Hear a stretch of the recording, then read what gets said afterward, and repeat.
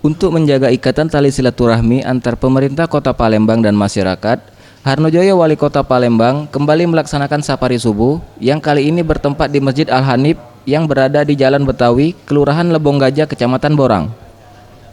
Ditemui usai safari subuh, Harnojoyo mengatakan, sesuai dengan salah satu fungsinya, yakni untuk menyerap aspirasi masyarakat, dari safari subuh yang dilakukan sekitar 2 tahun ini, telah banyak aspirasi dari masyarakat yang secara langsung sampai kepada Pemkot Palembang dan terselesaikan dengan cepat.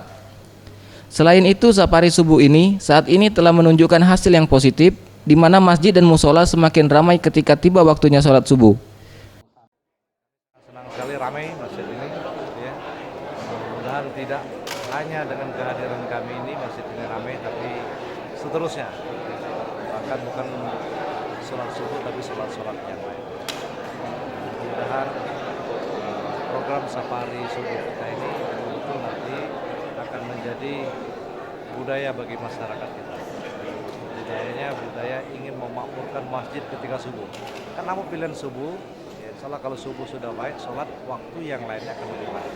Itu harapan. Dan kami berharap nanti ini kan sudah serentak di 107 kelurahan melakukan safari subuh setiap pagi minggu. Mudah-mudahan ke depan nanti Bapak RW, Bapak RT juga akan ikut memotivasi masyarakat untuk mengajak subuh berjamaah. Kalau Bapak RW, Bapak RT sudah ikut, apalagi ustadznya tentu akan ikut. Jadi betul-betul nanti apa yang kita maksud dalam rangka untuk mewujudkan Palembang emas, antara umaro dan ulama bersatu dalam satu visi, dalam satu cita-cita, insyaallah. Diharapkan nantinya jemaah sholat subuh dapat sama ramainya dengan jemaah pada sholat Jumat.